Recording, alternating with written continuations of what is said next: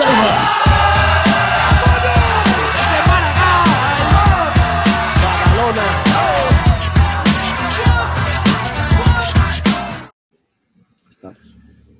Bueno, sí que vamos a decir buenas noches y buenos días, buenas tardes. Vamos a jugar a enemigos íntimos, ¿verdad? Exacto. Y a Osobuco. Avanzarla. Avanzarla. Y nada, estamos aquí con nuestro querido Rodri, tío, que nos se ha ofrecido amabilísimamente a facilitar este juego que conoce muy bien y que teníamos muchas ganas de jugar, así que eso, vamos a darle. No hemos escogido qué voz vamos a hacer cada uno, ¿no? Rodri será la mañana, Vis el eclipse y yo seré la noche. Y ya veréis qué significa todo eso. Podemos decir que lo hacemos en homenaje, sí, se puede decir, ¿no? Entiendo Sí, que es muy bonito, ¿no? Que lo hacemos en homenaje a Carlos y a Jordi. Y nada, a ver qué sale, que va por ellos y por todos los que nos escuchan. Así que la mansalva es tuya, Rodri. Muy bien, pues no, es nuestra porque es un juego de narración compartida y aquí todos vamos a ser responsables. Entonces tenemos que decidir entre todas las voces qué clase de historia queremos contar. Es decir, es una historia trágica, de terror, de romance, de aventura, de misterio, de... ¿Qué tipo de historia? Luego hablaremos de la ambientación. ¿Vale? Yo diría aventura o misterio terror, algo así un poco, diría yo. Hombre, aventura, algo en plan... te iba a decir El Señor de los Anillos o así, ¿sabes? Una época como especie medieval, Grimdark, algo así. El juego lo soporta... Todas las veces que he jugado yo, lo soporta todo. Entonces, no sé. Lo que queráis. Porque tú cuando hacías aventura, ¿a qué te referías, Luis? ¿Algo más concreto tenías ¿Aventura? en mente? No, aventura en general, en plan, desde, pues eso, fantasía, pasando por Indiana Jones o lo que os apetezca. Sherlock Holmes, no sé, lo que queráis. Sí, pues a mí aventura, algo así pulpero o plan más grimdark, fantasía, me puede molar, tío. Aventura. Venga. El tono vamos a decir que es aventura. Sí, Vale. Venga, va. Entonces, ¿cómo es la ambientación en la que se va a desarrollar la historia? Si es histórica, qué época, si es fantástica, cómo es el mundo, futurística, onírica, cuánto es realista. Entonces... ¿Tú quieres algo grindar casi, no? En plan... Hombre, algo así de barrito, de tipo de Witcher, tío, puede molar, ¿no? Sí, de Witcher, rollo Dark Sí, no sé. Souls o Diablo, de Witcher, algo así. Con Sí, ¿no? Ese tonito así como, pues eso, Grimdark, ¿no? Al fin y al cabo.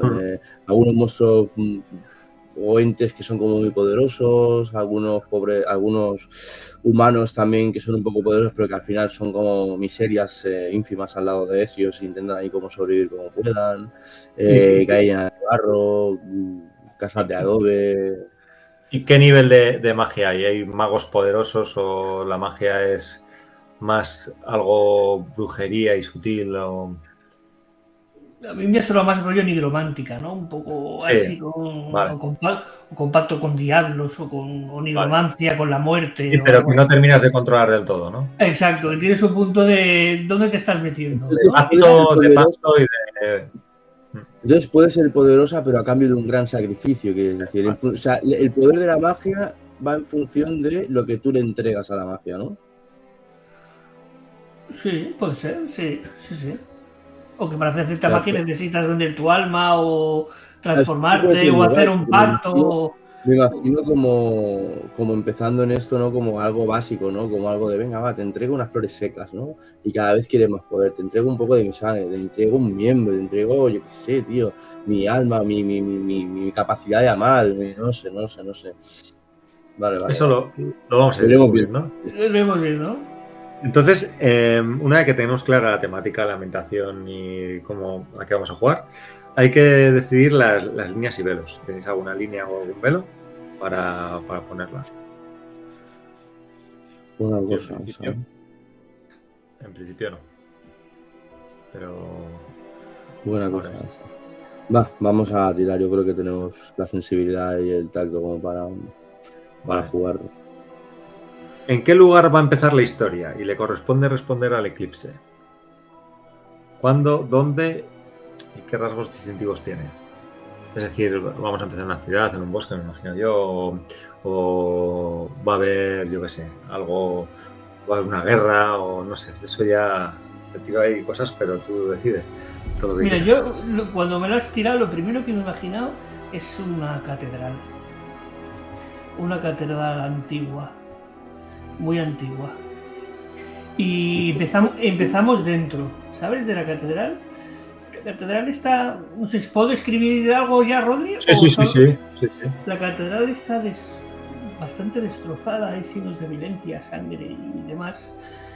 Y no sé si, bueno, y está ahí nuestro protagonista o no, pero afuera llueve y por algo que pasa, que seguramente escribiré más adelante, la catedral tiembla y se mueve hasta los cimientos. Algo está haciendo mover esa catedral, algo la hace mover. Muy oscura, poca luz, la luna pasa a través de los rosetones, figuras extrañas, sombras. Eso es lo primero que me ha venido. ¿Quién va a ser el protagonista de esta historia y cómo se llama? Eso tiene que responder. La mañana. Vale. La mañana. ¿Quién va a ser el protagonista de esta historia y cómo se llama? Pues, entiendo que es una catedral, yo creo que va a ser un novicio, una especie de, no sé si sería, pero algo así como un monaguillo o algo así. Ya de unos 20, 21 años. Es enclenque, pero tiene una determinación por encima de su edad. Y se va a llamar Jonás o Jonas. Un monaguillo enclenque con mucha determinación, jovenzuelo. Jonás, curioso nombre. La noche. ¿Cuál es la mayor debilidad del protagonista, de Jonás? Buah, Dios. Su mayor debilidad es una necesidad,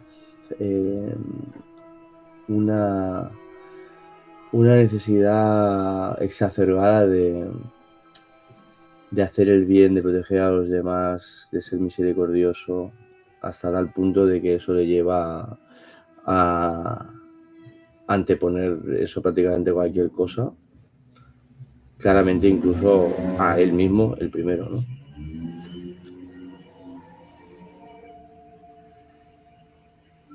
La mañana. ¿Qué hace especial al protagonista?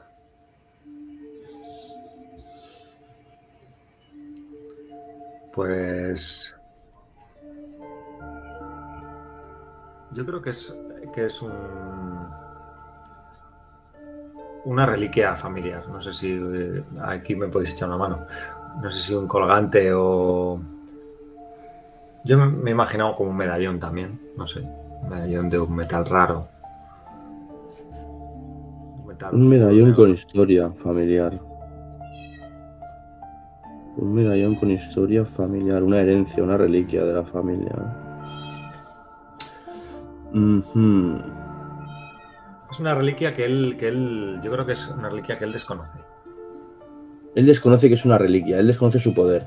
Lo guarda de forma... Poder o su valor, ¿no? No sé si es valor porque tiene poder mágico o su valor porque es algo representativo de su pasado, ¿no? No sé. Eso yo lo dejaría en el aire. Con una medalla. Quizá lo guarda porque es familiar y es importante para él a nivel sentimental, ¿no? Sí. Pero Jonás no sabe el valor real que tiene. Exacto. Bien sea por un poder o bien sea porque, yo qué sé. Yo lo he puesto así, un medallón con historia familiar que tiene un valor que él desconoce. Ahí poniendo aspectos avanzados. La noche, luego entra el eclipse, ¿eh? Ahora entran así eso, pero la noche, ¿quién va a ser el antagonista de esta historia y cómo se llama? De todas maneras, tú puedes preguntar, ¿eh? Lo que estamos haciendo, lo estamos haciendo Sí, guay. sí. Para preguntar y dejar las cosas claras. Antagonista, es que claro, tío, aquí se me ocurren dos ideas, ¿eh? De mirar ya, pueden ser un poco la misma, tío.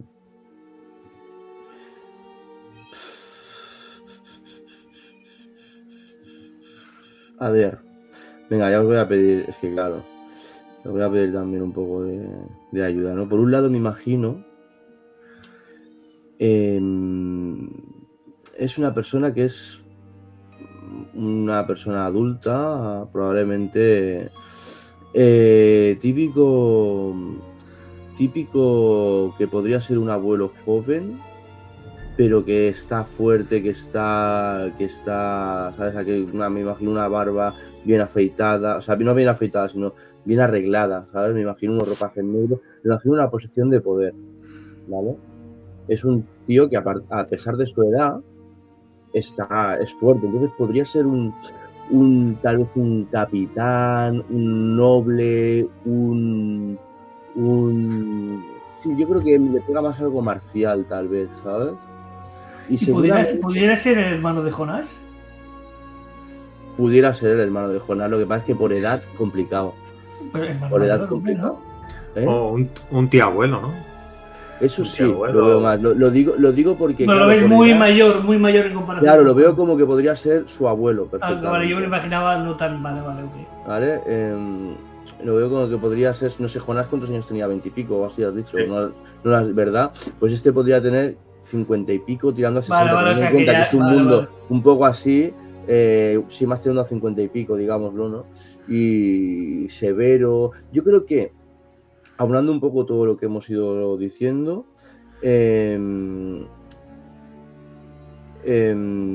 este tío, este señor, ¿no? Este familiar de Jonás, sí, un tío abuelo me pega, porque no es tan directo, pero el lazo es también. Y debe ser como una facción armada de la iglesia en plan inquisidores. Vale. Inquisidor Bane, como el malo de Batman, ¿vale? Inquisidor Bane. Vale. Tío abuelo de Jonás. Y la mayor debilidad de Bane es su vanidad, es muy típico, pero bueno, es que es así. es su vanidad, su prepotencia. ¿Y qué le hace terrible, Ramón? ¿Qué le hace terrible? Sí. Hombre, le hace terrible. Yo creo que hay varias cosas. Un tío, como te decía, que para la edad que tiene es muy fuerte físicamente. Pero yo creo que más allá de esa fuerza física, un poco extraña tal vez para, como decíamos, por un hombre de su edad, debe ser como antinatural, ¿no? debe ser que tiene un cierto poder, ¿no? En esa acción de la Inquisición. Es un tío que realmente tiene personas a su cargo y que son muy fieles a su visión, por muy fanática. Pero en plan de que él es una persona influyente, entiendo. Como que... Es una persona, o sea, es... ¿Cómo decirte? ¿Sabes? El típico... O como tiene muchos fanáticos a su alrededor. Sí, pero yo más bien lo veo como el típico comandante, capitán, general, bueno, tiene un puesto, digamos, marcial importante dentro de esta facción de la Inquisición, con lo cual hay ese grupo de como soldados fanáticos que están a sus órdenes, pero que es algo más que seguir a un superior. Hay un punto de medio idolatría, sí, de medio fanatismo, digamos, ¿no? Hacia la figura de esta persona, con lo cual lo hace muy peligroso, porque casi con un solo gesto de su mano te puede tirar encima a un montón de aparte de lo temible que ya puede ser su figura en sí, ¿no? Digamos. El Eclipse. Bis. Nombra y describe brevemente un personaje cercano al protagonista que le sirva como apoyo. Podría ser una ayuda moral, financiera, emocional, militar, etc.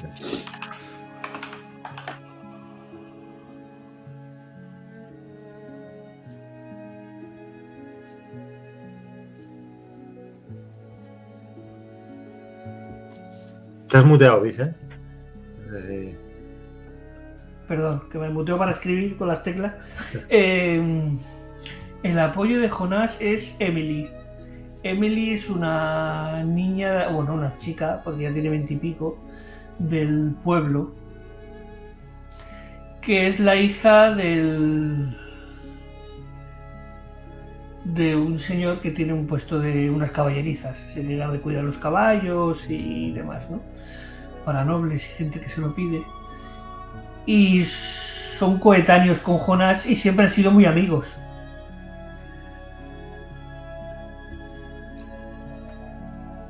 Emily se quedó con está con el negocio familiar, y más en estos tiempos de guerra, tal y cual, como que se pide ese tipo de servicios y tiene bastante faena. Y él cogió el camino de la iglesia, pero siempre se ayudan y se reconocen y se tienen cierta amistad. Y la noche. Nombra y describe brevemente un personaje cercano al protagonista que sea un lastre para él. Un lastre para el prota. Un personaje, ¿eh? Puede ser un familiar enfermo, un estudiante a su cargo, alguien que le siga y le meta en líos.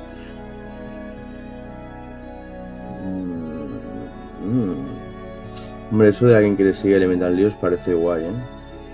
A ver, déjame pensar un momento en Jonás. ¿Qué puede ser una debilidad para él? ¿Qué personaje puede? Sí, un pupilo, un pequeño pupilo. Es un probablemente, no sé si es. Yo creo que sí, ¿no? Que debe tener como un pequeño grupo de chiquillos, ¿no? A los que les da una especie de, como de enseñanzas religiosas. Y entre ellos en concreto hay uno que es como un pequeño gato salvaje, ¿sabes? Y bastante indomable. Tiene algo bueno en su interior, pero claramente no para de liarla, y el Jonás tiene que estar constantemente intentando pues dar la cara por él, en el mejor de los casos. Pero hay algo en él ve algo, ¿sabes? En esta personita. ¿Cómo se puede llamar a esta personita?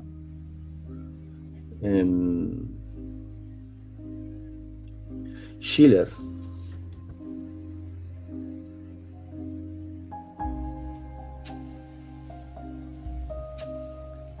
Y el Eclipse nombra y describe brevemente un personaje cercano al antagonista que sea su subordinado. El Eclipse, Bis. Entiendo que para bien, ¿no? ¿O no tiene por qué? Podría ser una jerarquía militar, profesional, familiar. No tiene por qué, es su subordinado. Pero bueno, sí, para bien. O sea, le va a hacer caso.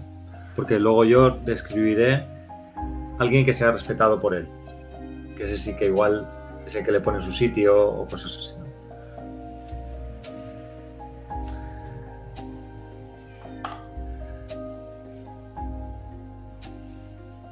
Pues mira, el personaje es Malaquías. Malaquías es un sacerdote inquisidor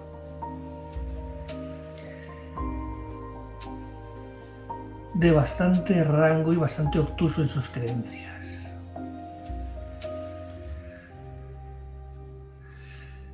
Aunque se rumorea que haría cualquier cosa para seguir ascendiendo. Y una de esas cosas es estar al lado de Bane. Y Bane, a la única persona que respeta es a la joven gobernadora, que se ha convertido ahora en gobernadora por la muerte de sus padres. Y a pesar de no ser un cargo quizás legado de padres a hijos, heredado, pero el pueblo le ha tomado, o a regañadientes o a buenas, la ha tomado como la nueva gobernadora. Y se llama Elizabeth.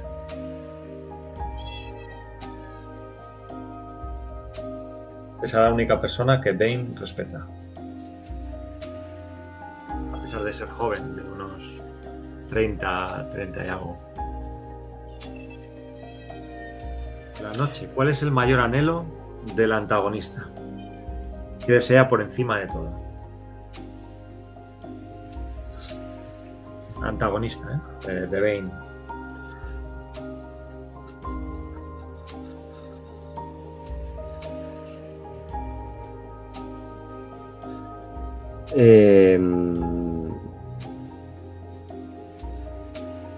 Pues su mayor deseo es el de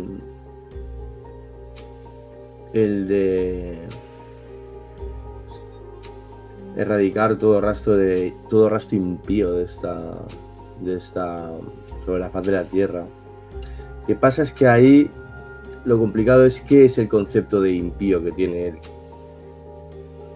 ¿no? Y el concepto de impío que tiene él puede ser demasiado estricto.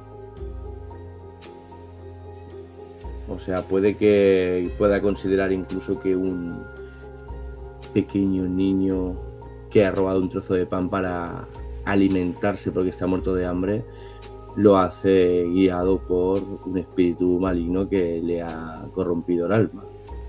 Sea eso verdad o no, cosa que no sabemos, es el tipo de cosas que le podrían llegar a eso, ¿no? A anular un poco, digamos, ¿no? Para la visión que pudiera tener tal vez Jonas, ¿sabes? Al respecto de este mismo. ¿Y cuál es la motivación del protagonista?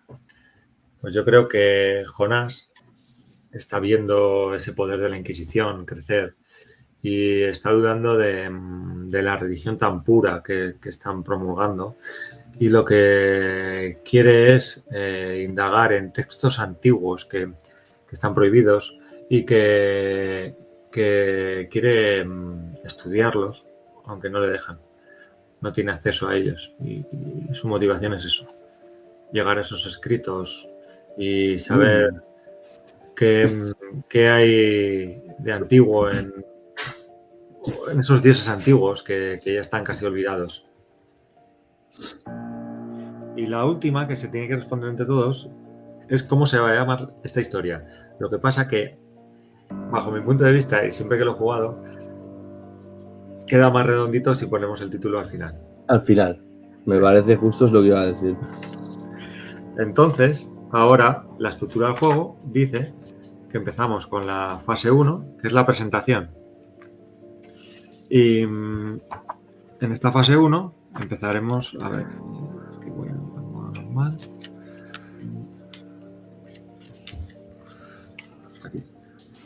Con una escena del protagonista.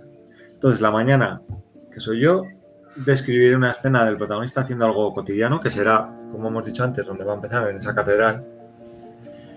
Y luego el eclipse termina la escena añadiendo a alguno de los personajes secundarios que hemos hablado ahora en la narración. Y luego haremos la presentación del antagonista y empezaremos ya con el desarrollo de la historia. Y conocemos de qué trata. Y pues Jonás, yo creo que llega refugiado en una especie de hábito que ya le pesa, un hábito de paño. Es un paño grisáceo, lejos de los tonos más oscuros de la Inquisición. A veces le ha puesto en problemas, pero quiere distinguirse de ellos. Y llega a la catedral. Es una catedral antigua que está, pues como hemos dicho, ¿no? Destrozada y con bastantes aleros y tejados hundidos. Pero hay una capilla al fondo, bajando unas escaleras. Una capilla que guarda algo. O alguien le espera. Y se le ve saltando casi por encima de las piedras y podemos ver también esa catedral que por dentro está ennegrecida y llena de musgo. La vegetación empieza a comérsela y tiembla, igual que tiembla Jonás cuando entra en ella y llega hasta las escaleras. Comienza a bajarlas despacio. Al fondo ve una luz de una antorcha que ilumina la estancia, pero no sé qué hay ni quién le espera. Vamos, Jonás. Vamos, es por aquí. La antorcha se acerca. La estatura de esa persona no tiene que ser excesivamente alta en comparación con Jonás, pero se acerca dando saltitos. Jonás lo reconoce inmediatamente. Schiller, su alumno, ese que le mete tantos problemas, pero hoy parece que había encontrado esto donde nadie había conseguido buscar, y le indicó a Jonás que viniera a pasar por el pasadizo. Es por aquí, ya verás. He encontrado eso que tienes en el medallón, el símbolo. Está aquí en la pared. Así que le conduce hacia la pared y en una especie de mausoleo. Debe ser un mausoleo porque hay figuras, pero son antiguas, con ropajes eclesiásticos, pero un poco más antiguos. Y en el medio, en la parte frontal, hay un símbolo. Es el símbolo del medallón de Jonás. Jonás al principio, cuando Schiller se lo dijo, no se lo creyó. Y bueno, deberíamos inspeccionarlo y antes de que diga Jonás un poco, su amigo y estudiante Schiller decide apretar impulsivamente, como siempre, ese símbolo en la pared. Y no sé si tengo que explicar qué pasa. ¿Digo qué pasa o tiramos o...? O lo dejamos ahí como un inicio. Vale, ok, vale. Y ahora una escena del antagonista que empezará la noche. Una situación en la que podremos verle tramando algo y describiremos pues, como hemos hecho. No necesariamente tiene que estar aquí, claro, para donde nos diga Ramón. Y luego el eclipse, de igual modo, termina la escena y...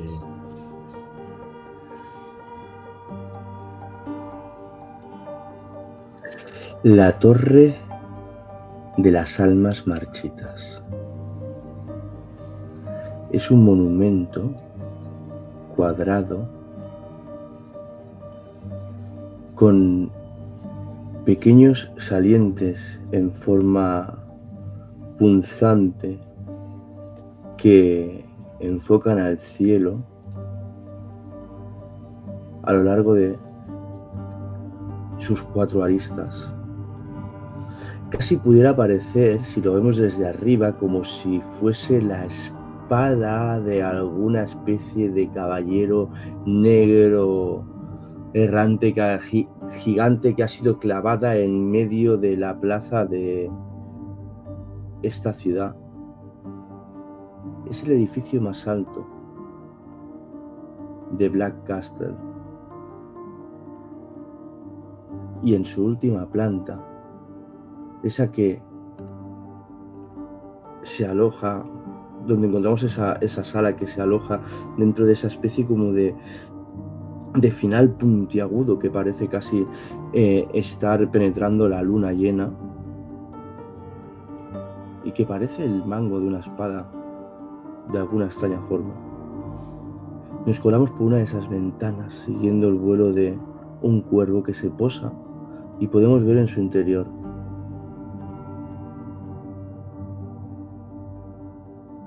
es la figura de Bane. Está rodeado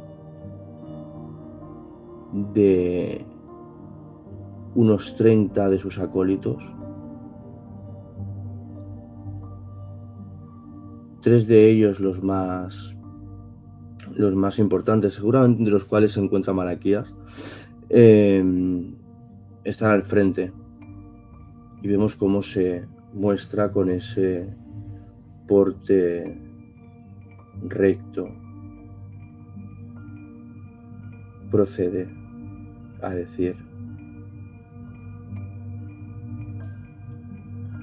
las últimas noches han sido duras, hermanos. Nos han llegado reportes de almas marchitas de demasiados lugares de esta ciudad. ¿Os habéis dado cuenta? Nuestra noble causa necesita más adeptos.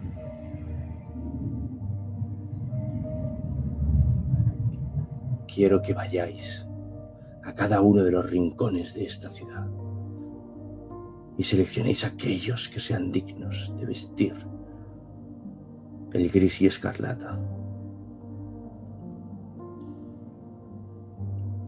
Y que tengáis los ojos muy abiertos. Ahí, en el extremo más oscuro, en ese nido de cucarachas que es el agujero del diablo. Sí, ese barrio que se encuentra a las afueras y que conecta con las alcantarillas. Ahí he sentido la presencia de algo demoníaco. Roderick fue a investigarlo y no ha vuelto.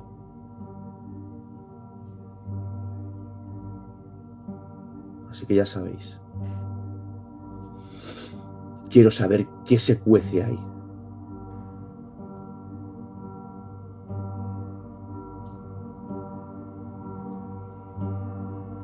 No creo que no. Sí. Pregunte, que antes no lo he hecho con Rodri y yo puedo hacer interactuar con Ramón o lo hago yo o lo escribo yo solo.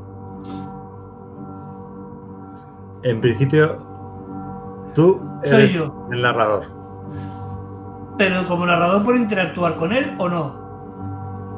Claro, entiendo que a lo mejor si quieres hacer de Malaquías un momento y decirme algo, ¿no? Para exacto. Sí, podrías. O estaría guapo ahora y hacerlo. De hecho, yo antes... En principio, en cada intervención, tú tienes el control de todo. Eres como el director de todo y entonces tú haces las respuestas y tú haces todo lo que tú quieras. Entiendo pero que si quieres compartirlo, si que quiere participar e introducir algo, sí que tiene que ser bajo el pacto, digamos, de que si al final la otra persona es la que va a tomar la decisión, no de cómo termina, digamos, ¿no? Pero, hombre, yo también he querido, cuando tú estabas describiendo lo de, bueno, y detrás claro, porque musgo, luego le he pensado, digo, hostia, podría haber interactuado con Rodri como si él fuera Jonás, y entonces he pensado, no sé si lo puedo hacer o no lo puedo hacer, ¿sabes? Sí, bueno, pero en principio tú tienes porque yo no soy Jonás. Claro, exacto. Tú eres la madrina. Bueno, vamos a ver estas ahorita intervenciones vemos, ¿no? cómo van. Y porque, claro, esto ahora se ha quedado ahí. Sabemos que bien, pues Rodri... lo que podemos ver es como las huestes delante de Bane empiezan a ir a donde le han mandado Bane. Pero alguien entra por la puerta rápidamente y le dice algo al oído a Malaquías. Malaquías se sorprende y abre los ojos y mira rápidamente hacia Bane. ¡Mi señor! Habla, Malaquías. ¿Qué es tan importante como para que retrases tu marcha? Roderick está en la puerta, pero no está bien, señor. Vayamos. Y seguramente en ese momento Bane y Malaquías, que son evidentemente los más devotos de todo aquello. Es que eres muy vasto, ¿veis? Porque ya cuando encontré el techo, ya sabía que había hipergeniado, tío. Bajan hacia la entrada principal. Hay varios hombres atendiendo a alguien en el suelo. Efectivamente, tanto Malaquías como Bane reconocen a Rodri. Pero Rodri está cambiado. está diferente porque la mitad de su cuerpo no parece que sea suyo.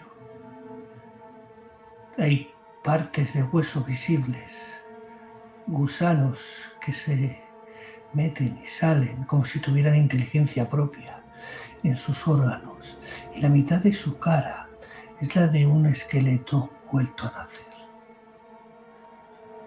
Sin embargo,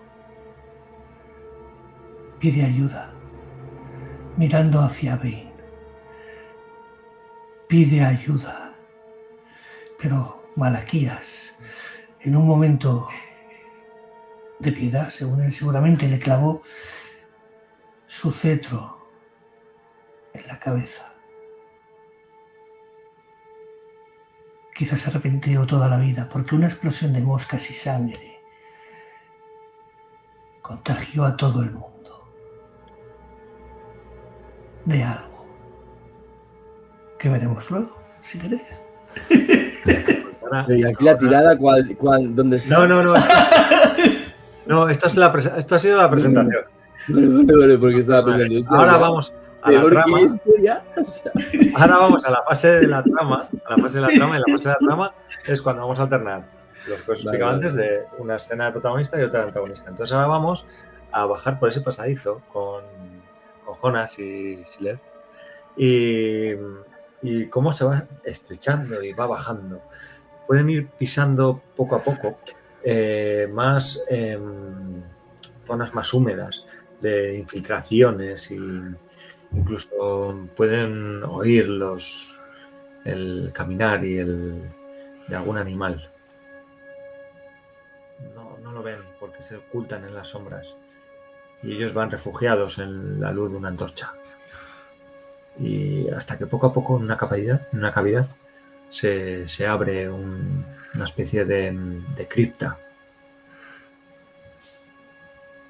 que cuando llega la antorcha y arroja más luz, vemos un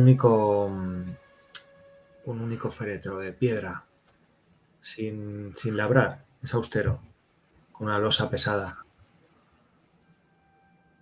No sé si hay algo más en la cripta, ahora nos lo dirá el eclipse, porque aquí es donde voy a dejar a Sileth y Jonas. Pues tanto uno como el otro empiezan a investigar la cripta. El caso es que obviamente Jonas es mucho más meticuloso, aunque Sileth, la verdad, bueno, ya sabemos cómo es, empieza a toquetear arriba y abajo, telarañas, etcétera, etcétera, casi se cae. Pero él también a su manera empieza a mirar. Es extraño porque el féretro parece muy antiguo, pero no parece alguien excesivamente importante. El relieve es de una persona sencilla y demás. Y aunque Jonas no es muy fuerte, intenta abrirlo.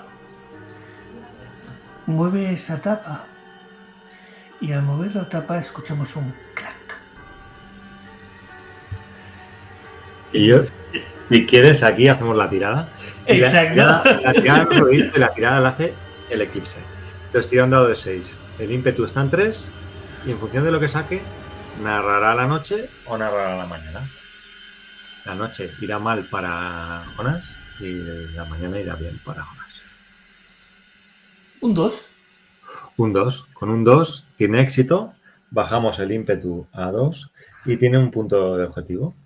Porque cuando desliza la tapa entre los dos, porque necesita ayuda, aunque Sileth es muy poca cosa, pero ahora mismo sí que le ayuda a Jonas. Empieza a deslizarla y a empujarla y vemos una ropa de mujer. Es un cuerpo casi incorrupto y es una mujer joven y tiene un medallón como el de Jonas. Un medallón que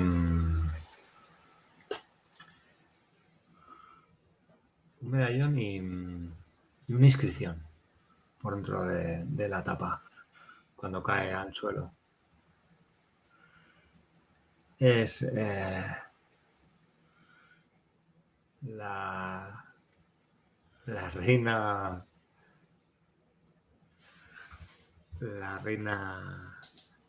Clarence.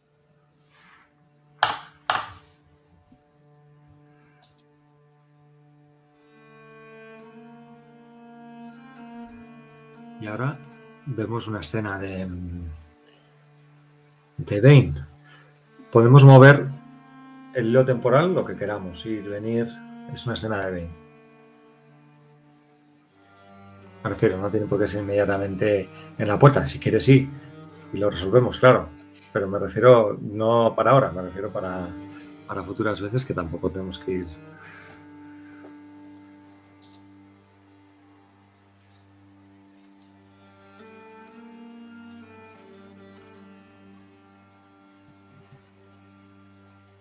¿Estás mute, Ramón? Es que has dicho que podemos ir y venir como queramos, ¿eh? Fíjate que yo me imagino una escena en un lugar y en un momento totalmente diferentes a esto. De hecho, veo como el tono oscuro y grisáceo y las calles de barro ceden su presencia a una casita, probablemente en una especie de ladera con una hierba alta que se mece con el viento bajo un sol que está cayendo y nos ofrece unos colores tostados a esta estampa. Sí, hay olor de una hierba que empieza a resecarse en el aire. Y hay la cabeza de un niño que apenas sobrepasa 4 dedos por encima de esta hierba. Yo creo que Jonás debe tener unos 5 años aproximadamente. Y sentados en el porche de esa casa, vemos a un Bane unos 15 años más joven, mucho más lleno de energía y con un rostro más amable también. A su lado está su hermana y están hablando. Si alguno de vosotros quiere ser la hermana, me parece guay. Así que... ¿Y qué querías contarme, hermano? Esmeralda, he hecho lo que me pediste. El cuerpo de el padre de Jonás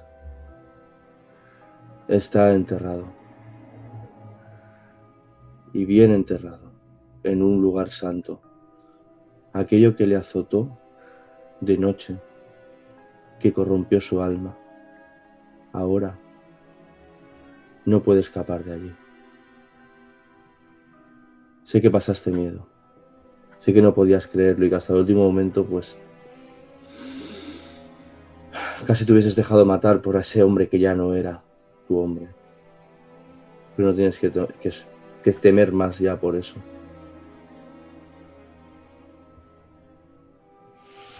Muchas gracias, hermano.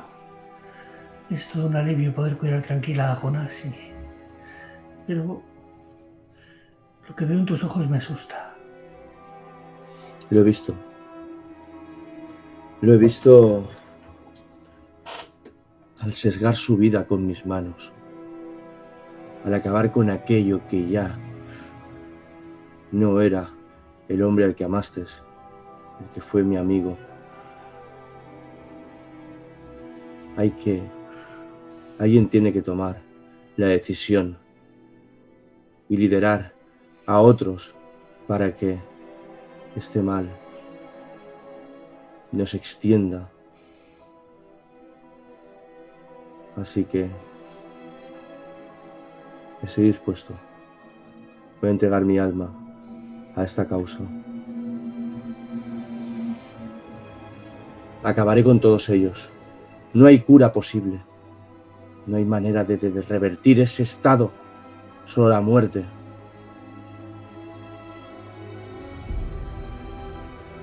Esmeralda. Y entonces le ve algo en su mano. Ya se lo paso al eclipse porque si no voy a acabar metiéndome yo en camisas de 11 varas, que no puede ser, María Teresa. ¿En la mano de quién? ¿De Bane o de Esmeralda? De Esmeralda.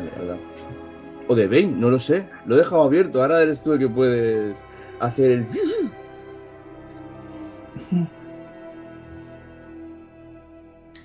El medallón. Debes quedártelo tú, Esmeralda, dice Bane. No sé si estarás seguro conmigo. Veo el fanatismo en tus ojos, hermano. Ese fanatismo que puede ser correcto, pero que no quiero que te conviertas en lo que quieres destruir. En cualquier caso, siempre tendrás un sitio aquí. Ven y cuida de tu sobrino.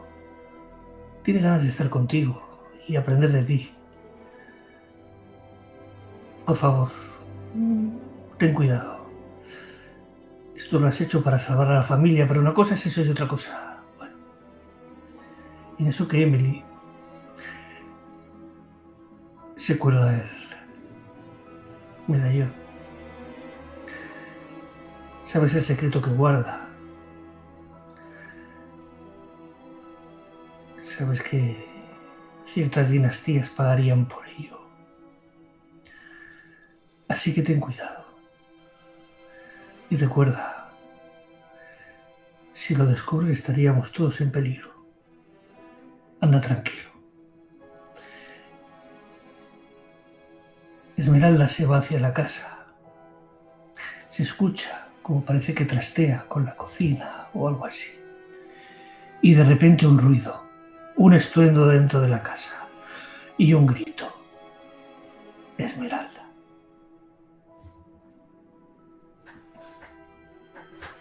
Vale. Ahorita vemos. Ahora habría que hacer una tiradita, ¿eh? De un dadito de 6. Vileza, ¿no? Vileza... ¿Tiro yo o tira Ramón? ¿Tira Ramón? ¿Tiro yo? Tira al eclipse todo el rato. Vale. Wow, el eclipse tiene el power máximo de la tirada. I got the power, baby. Un 4. La vileza la subo a 4 y no consigue el punto de objetivo. Y entra la mañana a narrar cómo va mal para Bane. Madre mía. Oh.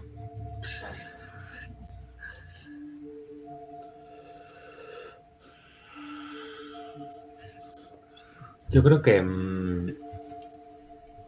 va a encontrar a Esmeralda. Apuñalada en la cocina. Va a haber un cuchillo ensangrentado y lo va a coger. Y cuando lo está examinando y lo está mirando, entonces oye por detrás la voz de Jonás. Tío, ¿qué has hecho? ¿Qué has hecho? Entonces Bane no sabe qué decir ni qué explicar. Suelta el cuchillo, va corriendo al establo y coge un caballo negro sin silla y lo cabalga hacia la ciudad, donde intentará empezar una nueva vida. Y ahora la mañana. A ver, es que a ver. Bueno, pasan cosas y luego hay que unirlas. O sea que... La mañana. Vale.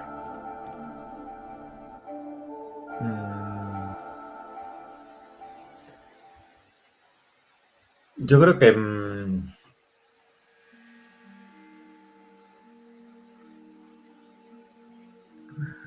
no sé dónde plantearlo ahora.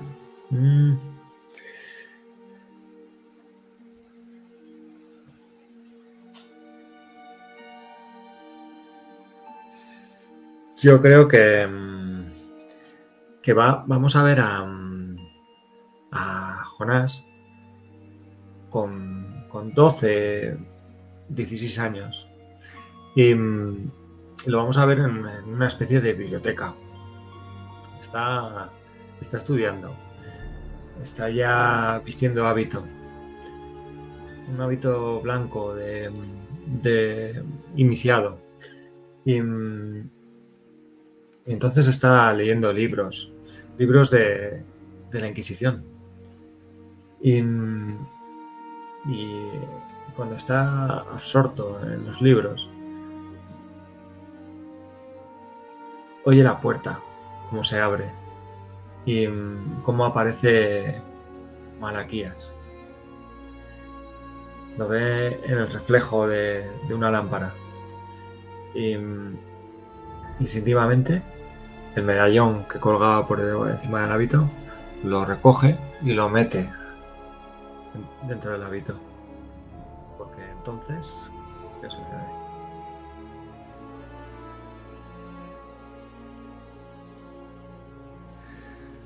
Malaquías, Malaquías. Jonás, estás con tus estudios. Vamos, debemos hacer las oraciones. Espero que te sepas tú.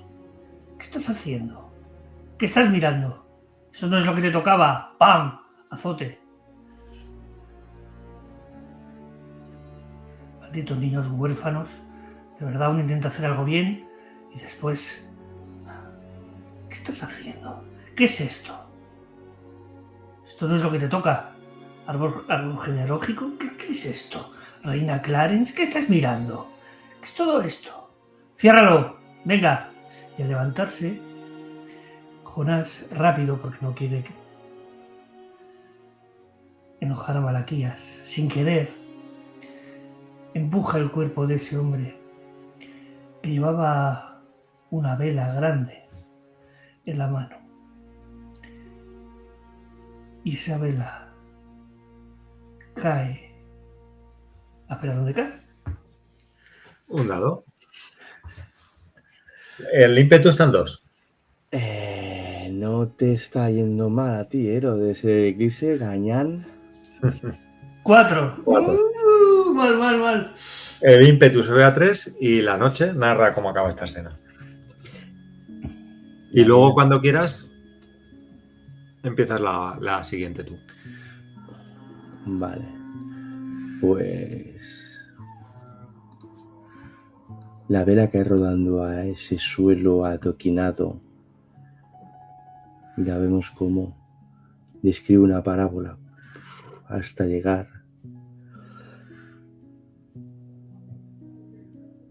a esa torre de pergaminos resecos que arden en un segundo.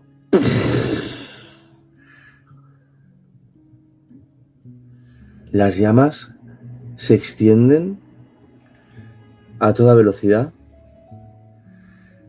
cubriendo de humo la habitación como si se hubiese descendido a los mismísimos infiernos.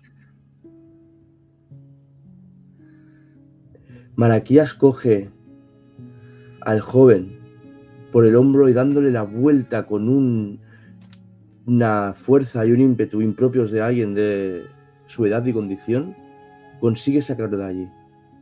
Vemos como en el camino a Jonás se le cae algo.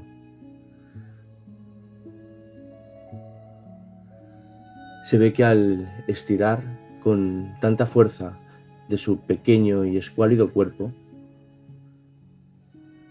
se ha roto un eslabón de ese medallón que tenía en el cuello.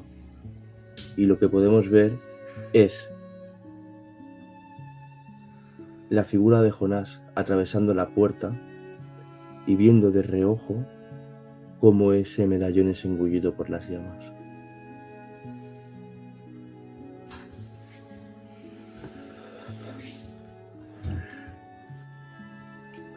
Siguiente escena. A ver.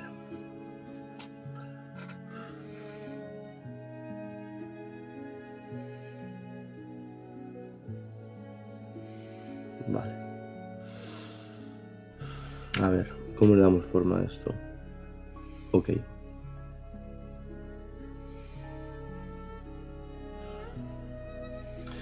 Después de que Malaquías, en un acto de impulsividad que claramente fue castigado por Bane, pinchase la cabeza de Sir Roderick y extendiese esa plaga de pústula, esa plaga que vio por primera vez el día que acabó con su cuñado, decide coger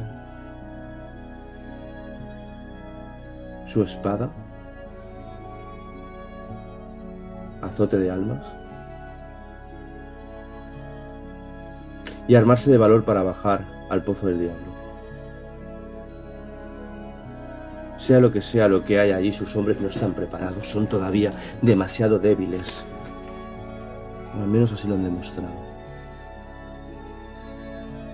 Aquí el que ha acabado con decenas de almas impías, incluso con algún demonio,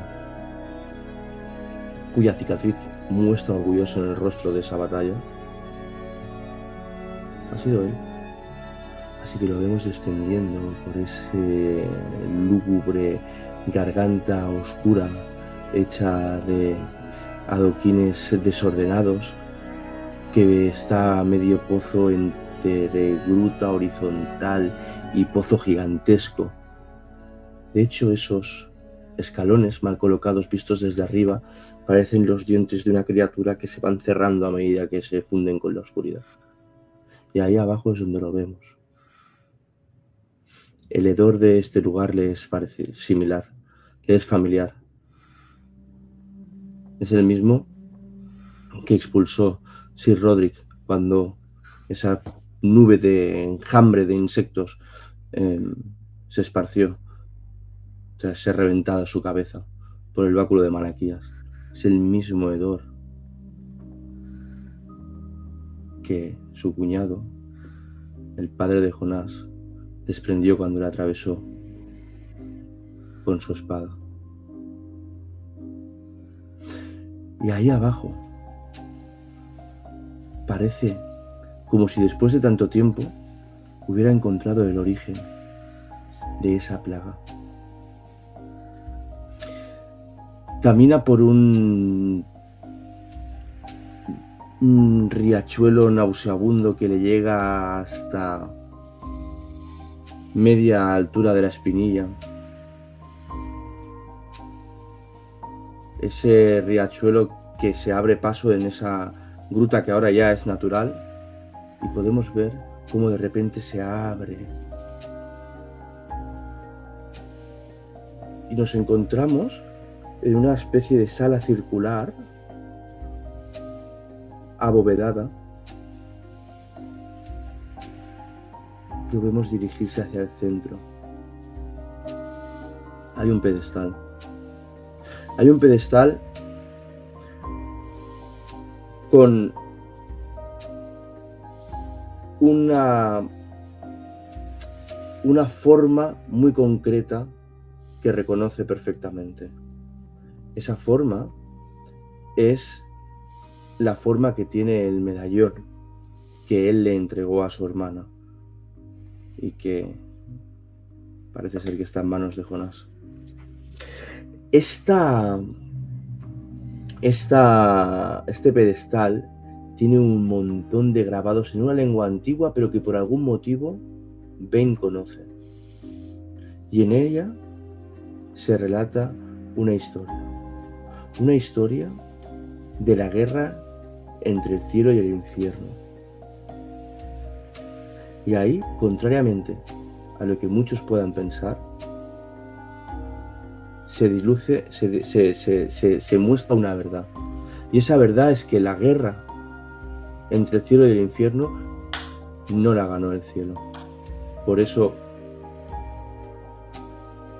pasaron cosas tan raras que hasta hoy están como fuera un poco de comprensión.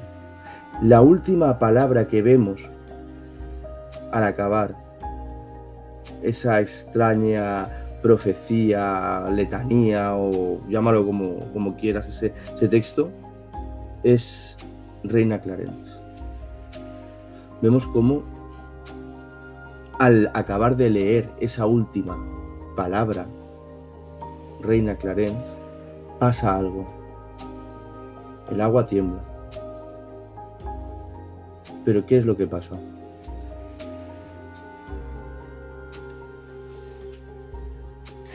El agua empieza a temblar. Es un sonido leve.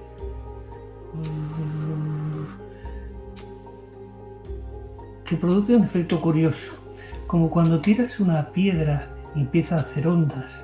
Esa vibración empieza a formar unos ciertos redondeles, pero llega a un punto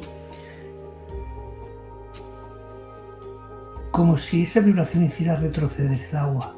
El agua empieza a caer, pero no hacia abajo, sino hacia arriba. Bane se queda parado. Es evidente que algo no va bien. Y del fondo de la cripta lo oye. Hombre, nos volvemos a ver. ¿Cuánto tiempo, verdad?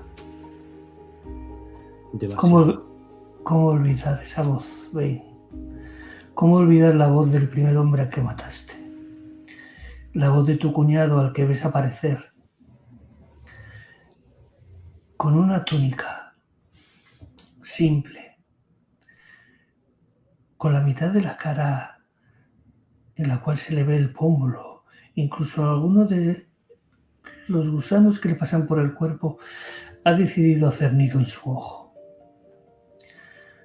Ahora te das cuenta, Bane,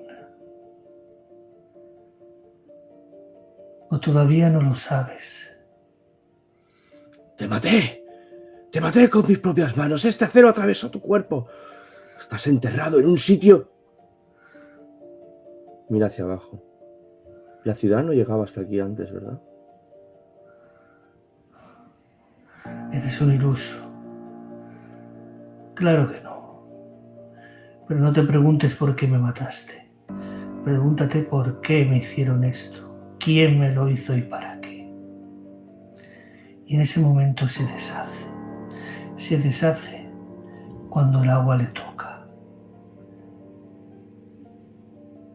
¿Llegará hasta Bane? Ahora lo veremos. ¿Llegará quién? ¿El monstruo del agua? Ya me he perdido. ¿O todo? O todo. Joder, macho. Bueno, que lo tienes bien, ¿no? Bueno. Hostia, un 5. Hola, tío. La vileza sube a 5 y acaba mal para Bane.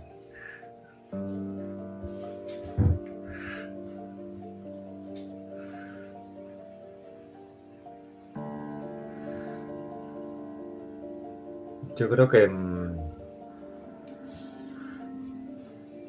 le comienza a salpicar el agua. Porque cuando esta figura desaparece, se forma como un remolino de agua. Sube hacia arriba, pero lo hace como al revés, acabando en un cono. Y de repente el cono se gira y apunta a Bane.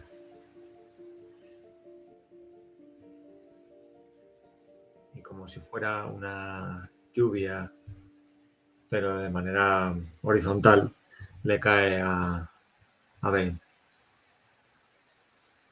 A varios de sus hombres comienzan a chillar. podemos ver cómo esas gotas, como si fueran ácido, queman el rostro y el cuerpo de esos hombres. Bane medio sonríe y da un paso al frente. Se limpia un poco las gotas que están quemando y consumiendo su ropa. Y entonces sonríe. Y susurra: tal y como acabé contigo, acabaré con todos. Y cuando se gira, vemos su rostro impoluto y con esa fuerza. Pero los hombres que antes le seguían tan a pie juntillas ahora mismo dudan de lo que está sucediendo y de si seguirle o ponerse en riesgo. Jonás desplaza la tapa, ayudado por Siles. Cuando termina de ponerla, cuando está terminando de ponerla, vemos el cuerpo de la reina Clarence, ya sin el medallón.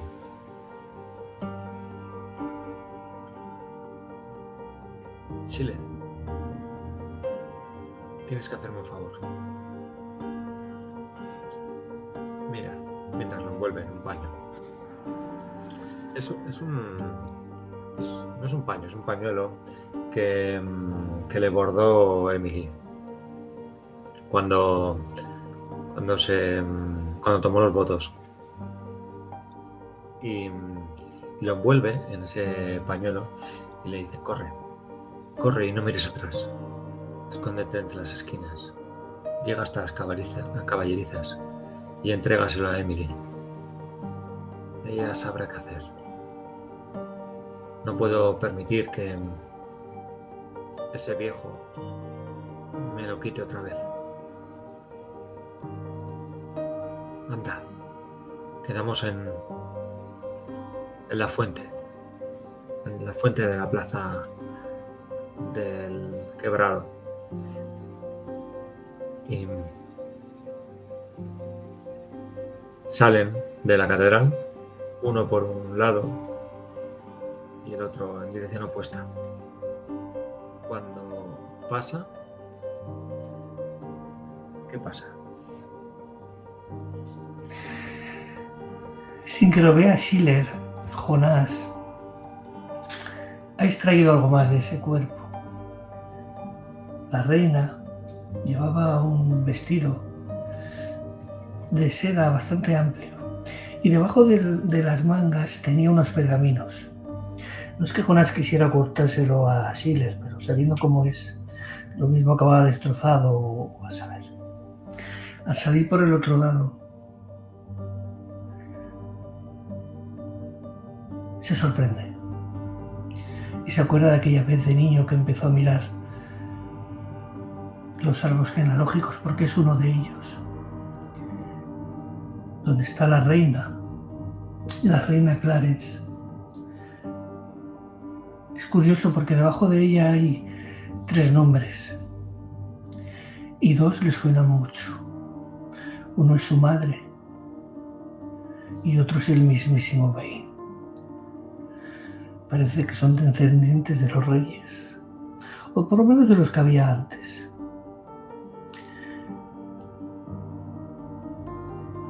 Y entonces pero en ese momento empieza a llover.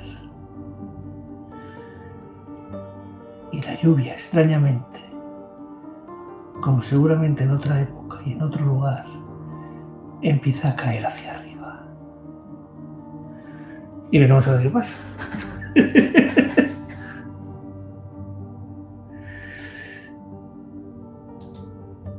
Un 3.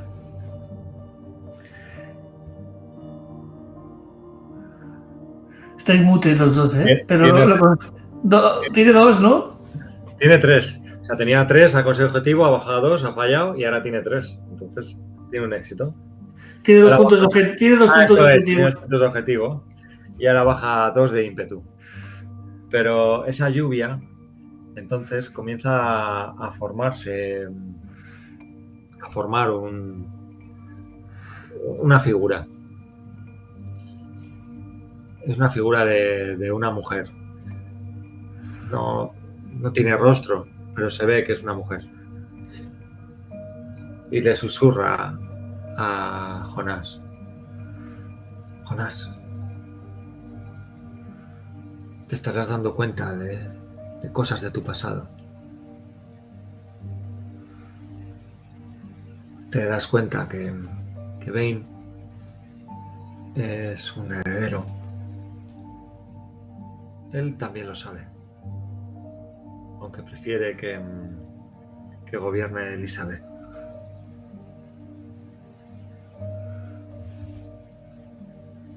Tienes que hacer un pacto conmigo. Te daré poder. Soy una diosa antigua. Quiere que esto cambie. Que vuelva a haber luz. Seguro que tú lo quieres también. Pero para eso tienes que hacer algo por mí.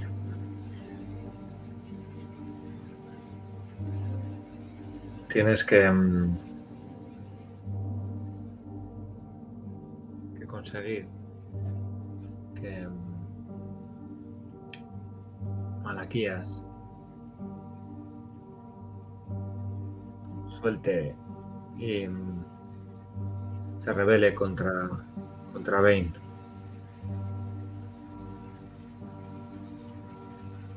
Tienes que hacer que Elizabeth sepa quién es su padre de verdad. Y sepa que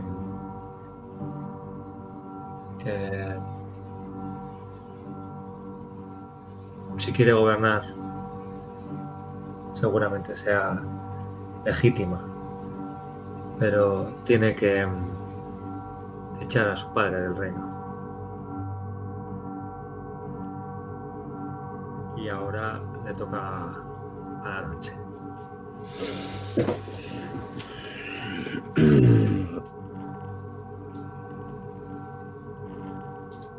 El trono que podemos ver en el centro de esta sala amplia pero oscura, cuyas paredes parecen fundirse en un techo el cual no podemos apreciar del todo. Una sala parcamente iluminada con algunas lámparas de aceite extremos. El trono que vemos es un trono desgastado y austero de una madera negra y negruzca. Y la figura que vemos sentada sobre él es la de un Bane anciano, totalmente demacrado y consumido en su apariencia, con esos ojos hundidos en las cuencas, ahora pequeños, que parecen escudriñar desde su quietud cualquier cosa que se cruza en su camino. Podemos ver su mano apoyada a un lado sobre el pomo de su espada, que no deja ni un segundo. Cualquiera diría que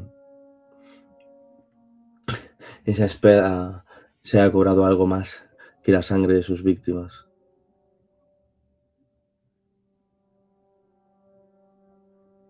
Delante de Bane hay una figura mucho más joven, con una túnica de ese color crudo que hemos visto anteriormente, pero ahora Jonás es más mayor. Posiblemente tenga 35 años. Y vemos cómo Bane le dice: has llegado hasta aquí, pequeño. Sí. Conseguiste que algunos de los míos me traicionaran. Conseguiste poner a muchos en mi contra. Pero no has conseguido. No has conseguido lo que yo sí. No has conseguido someter al mal bajo tu yugo. ¿Y qué pretendes ahora? ¿Pretendes aquí venir a arrebatarme el trono? Sin la fuerza de la devoradora de almas, este mundo está condenado. Los muertos seguirán alzándose una y otra vez.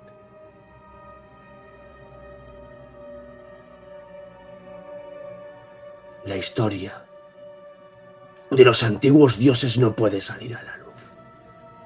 Nadie puede saber la realidad de la reina Clarence. ¿Estás loco? ¿Qué pretendes?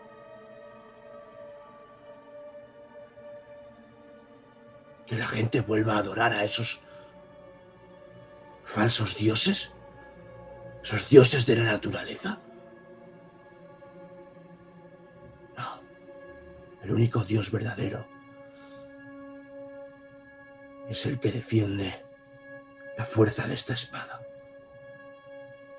Y lo sabes. Lo sabes. Lo sabes mejor que nadie. Este trono nunca será tuyo. Y escuchamos un murmullo que viene del otro lado de la puerta cerrada de esta sala. Y no sabemos lo que es. Y tampoco sabemos lo que va a decir Jonás.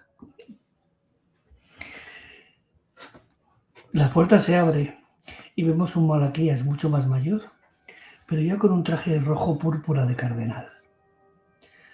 Mi señor emperador Bane se arrodilla. Maese Jonás debe marcharse. Jonás, mirando a Bane, le dice: mañana al amanecer, solos tú y yo. Ahí se decidirá todo.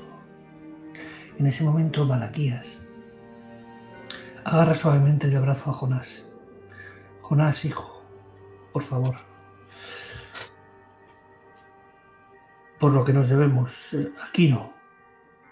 Jonás mira a Malaquías. Es cierto que no lo acabó de tratar bien en alguna ocasión, pero le enseñó bastante, así que por lo menos le tenía respeto.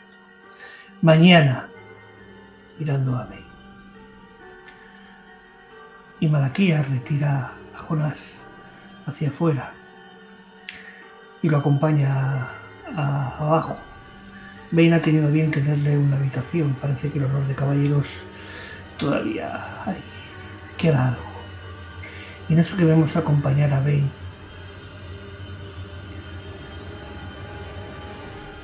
va a su habitación, pero a la altura del trono, fuera, escucha un tss, tss, tss, se gira y ve a la antigua gobernadora Elizabeth. Está allí agazapada, un poco más mayor, más madura, pero siempre ha sido del respeto de Bane y Bane la ha tenido en alta estima y ha seguido con ella. Malaquías. Gobernadora Elizabeth, ¿qué sucede? ¿Cómo ha ido todo? Parece que mañana... ¿Pero se descubrirá todo? ¿Cómo? Bane debe seguir. Sí, lo sé, señora. Bane debe seguir y seguirá y seguirá el emperador. Pero todo debe seguir como está. No debe enterarse Malaquías. Ya lo sé, señora, ya. No debe saber que nosotros fuimos quien matamos a su hermana, ¿entendido? Entendido, ya lo sabemos. Y en ese momento, Malaquías, sabiendo que quizá ha cometido la única indiscreción en su vida, se gira para ver si la puerta del trono está abierta. Y vamos a ver qué pasa.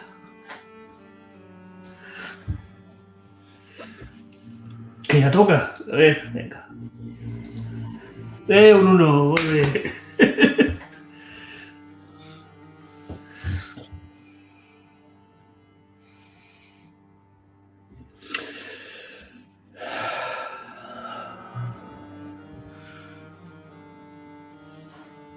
Bane se quita la pesada armadura al borde de su cama y la cuelga en ese maniquí. Podemos ver que debajo de esa impenetrable fortaleza andante hay un cuerpo vencido por el tiempo cuyas costillas prácticamente son unas con la piel.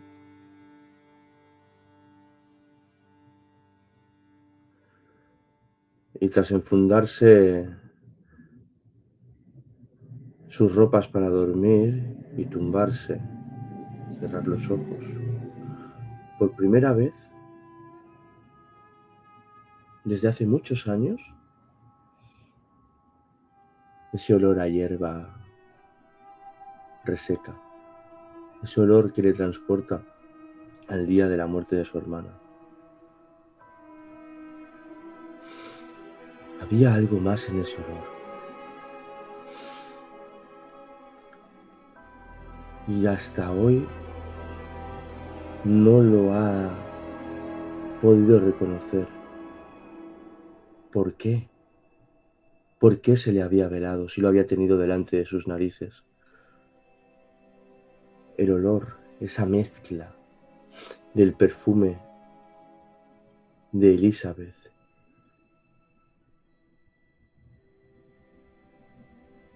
y el sudor y los ropajes de Malaquías por separado son cosas totalmente distintas, pero ya empieza a recordar. Nunca los había visto juntos en la misma habitación.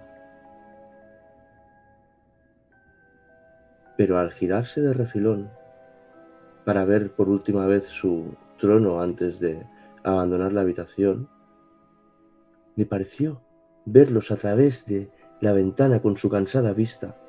No puede ser, se dijo, pero ese olor es inconfundible y le transporta a ese momento. Se levanta sobresaltado de la cama y coge la espada de forma instintiva. Hasta aquí.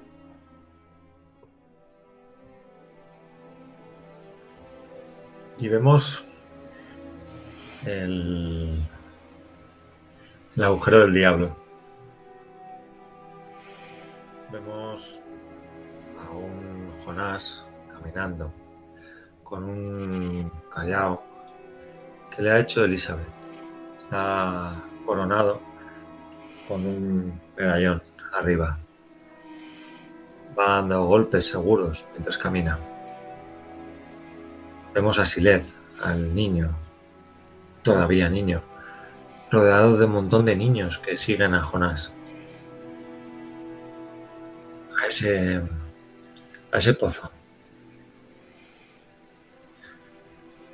Donde hace unos días ha estado Bane.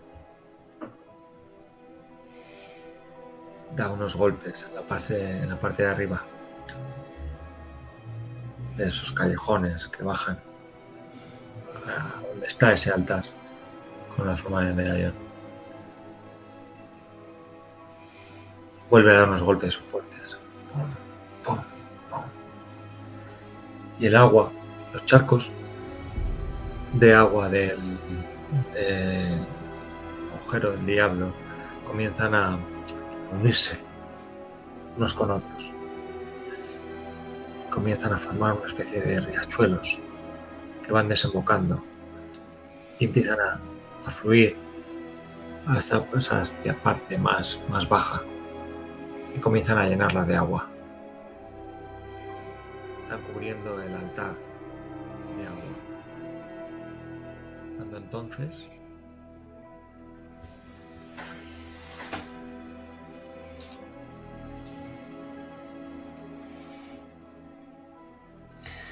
atraídos por el agua,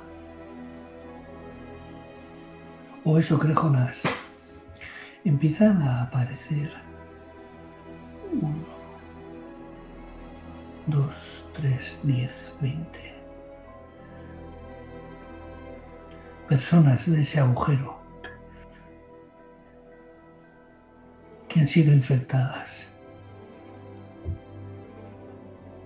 La gangrena les recorre el cuerpo a todos. Y en mayor o menor medida, sin embargo, parecen tener algo de raciocinio. Quizá esta gente que ha vivido siempre en la ruina y en la desesperación sean más resistentes a esto. El caso es que, al igual que el pobre muchacho al que Malaquías le explotó la cabeza, vienen pidiendo ayuda. Mientras el agua empieza a cubrirles. Y Jonás mirándolos, y seguramente guiados por lo que había visto tiempo atrás, sabe lo que debe hacer. Y golpeando el cayado en esa agua. Vamos a ver qué pasa.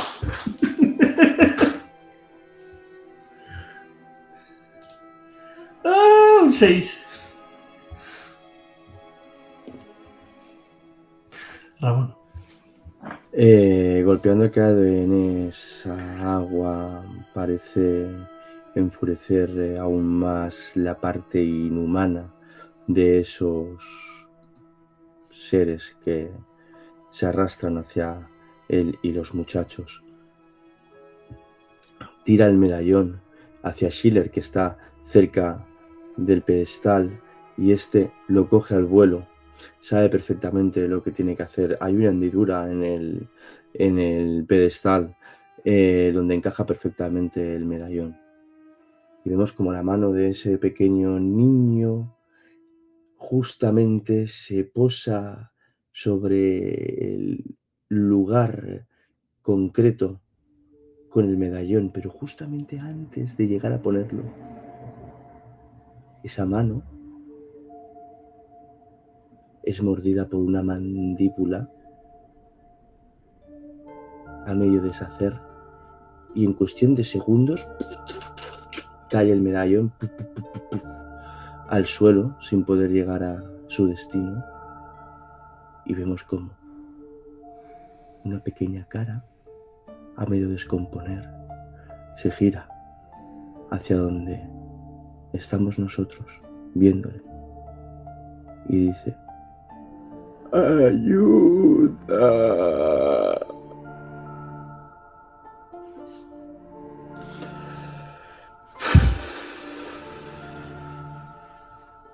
la prueba de desenlace es tirar un dado de 6 y cada uno, tanto la noche como la mañana, y se suman los puntos de objetivo que tienen hasta el momento.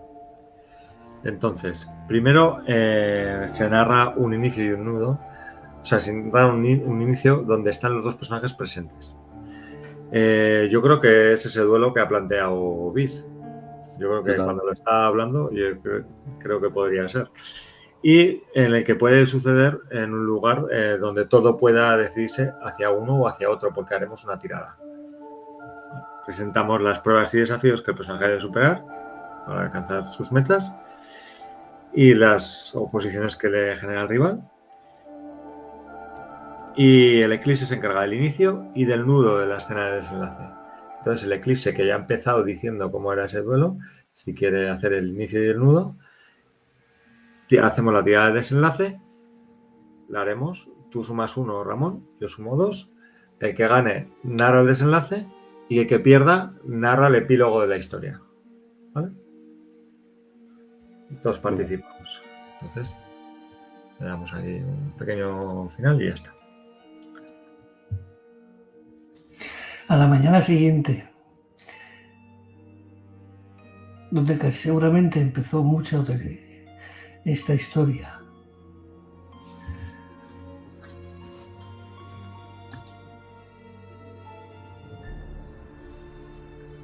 Si lo veo, lo digo. No recuerdo. Bueno, ¿Te puedo ayudar a lo mejor? no, quería acordarme del nombre del chico que vino al principio, pero no lo tengo aquí todo apuntado y no lo veo. Es igual, no pasa nada.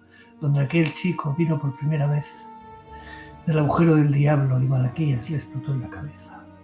Roderick, ¿no? Roderick, perfecto, gracias. Donde Roderick vino en busca de ayuda. Mucho tiempo después vemos un gran círculo. En una parte está Bane, mayor pero vigoroso, con su armadura y su almas. A su lado sus hombres, la reina Elizabeth y Malaquías. Siempre han estado ahí, aunque quizás sus motivos pudieran ser cuestionables. Lo que no es cuestionable es que Malaquías siempre ha estado al lado de Bane. Él quiere que gane su señor y al alba está junto a él. Por el otro lado está Jonás, con esa túnica blanca del portador de la luz de los antiguos dioses y ese cayado labrado en el que cuelga ese medallón. Detrás de él mucha más gente también, Elizabeth. Ese pobre chico, Schiller, ya sin brazo, pero que consiguió recuperarse levemente. ¡Es una aberración! ¿Cómo te atreves a traerlo aquí? Los caballeros miran al chico. Jonás se gira y sonríe. Aberración lo que hacéis vosotros con este mundo. ¿No veis lo que estáis haciendo y al mirar al cielo? Como si los dioses lloraran por lo que está a punto de pasar. Empieza a llover sangre.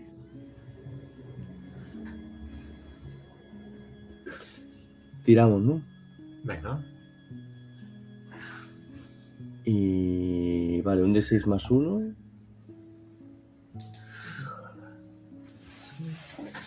Seis.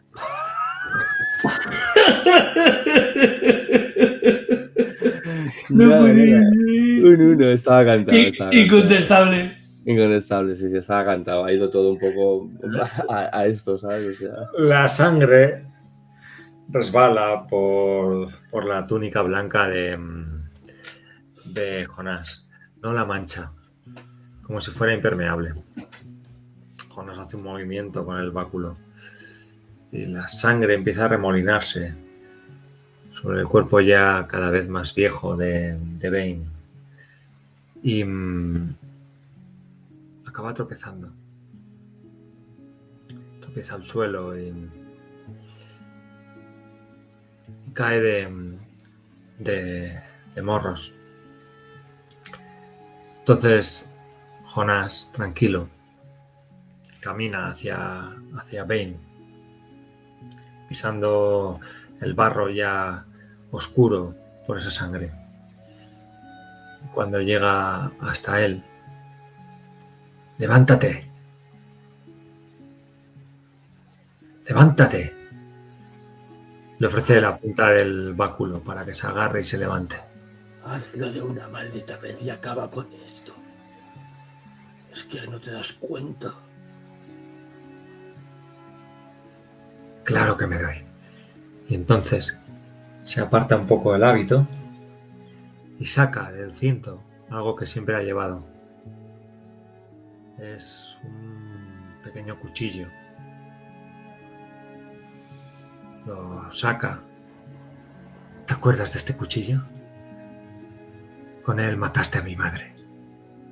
Y ahora te reunirás con ella. pobre Sí. niño. Clava en el costado. Tan iluso como siempre. Ay. Vemos Y le como... acaba rebanando el cuello. Sí, intenta... Tan iluso como siempre. No puede acabar de la frase porque se entrecorta con el borboteo que sale de su garganta. Pero lo que sí que podemos ver es cómo cae su cabeza, que se queda mirando a Malaquías y a Elizabeth. Y ahora narras un epílogo. Es una escena completa que sucede tiempo después del final de la historia. El epílogo. Y con esto ya acabaremos la historia.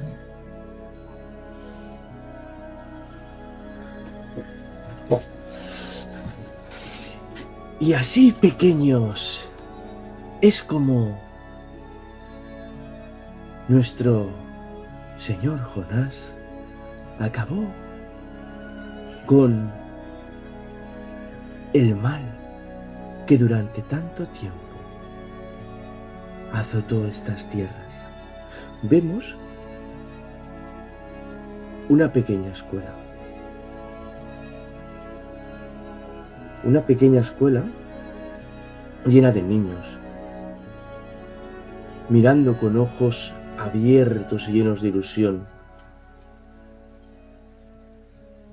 Pero... Padre Schiller, ¿cómo pudo un simple mortal acabar con ese... con esos tantos siglos de dolor? Porque no era un simple mortal. Porque era un descendiente de la diosa Clarís. Y él no negó su linaje, al igual que otros lo hicieron. Fue por eso, al abrazar el poder de la diosa, vemos como cuando dice esto, hace un gesto religioso que los niños se apresuran a copiar. El poder de la diosa, el poder de la diosa. Y vemos como esta historia se funde a medida que nos alejamos de esa ventana y podemos ver que esa pequeña escuela está erigida en una colina con una hierba ahora verde, pero alta, en lo que una vez fue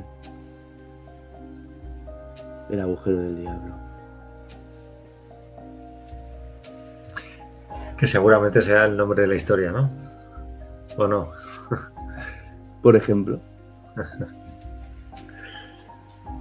Muy bien, sí. Muy bien. Pues guay jugar con vosotros. Pues sí. Nada, muchas gracias, Rodri, por traernos esta maravilla. Y gracias también, mis artes, por ponernos en unos aprietos tan maravillosos constantemente. Y nada, que ha sido muy guay jugar con vosotros. Muchas gracias. A ti por hacer lo posible. Pues nada, chavales, muy bonito, muy guay. Muchas gracias a todos, muchas gracias a Carlos por tener la idea y por tener también el tesón para al final acabar un juego, que no es una cosa fácil, ¿sabes? Y nada, que mientras se jueguen los juegos y mientras vivan las historias, siempre vivirá ese recuerdo con nosotros de personas a las que queremos. Así que nada, eso, muchas gracias a todos por este momento. Y mansalva para todos y para todas.